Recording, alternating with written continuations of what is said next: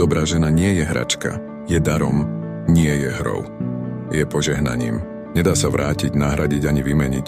Jej hodnota nie je určená trendmi, pohodlnosťou ani dočasnými túžbami.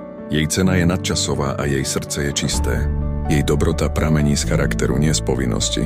Rozhodne sa byť láskavá, aj keď jej svet dáva všetky dôvody nebyť. Stojí v spriamene, aj keď sa ju život snaží zlomiť. Je silná nie preto, že nikdy nepadne, ale preto, že sa vždy znovu postaví. Vždy sa dokáže povzniesť. Vždy bude požehnaná a vždy dostane to, čo si skutočne zaslúži, pretože Boh stojí pri nej. Keď sa ju iní snažia stiahnuť dole, on ju pozdvihne vyššie.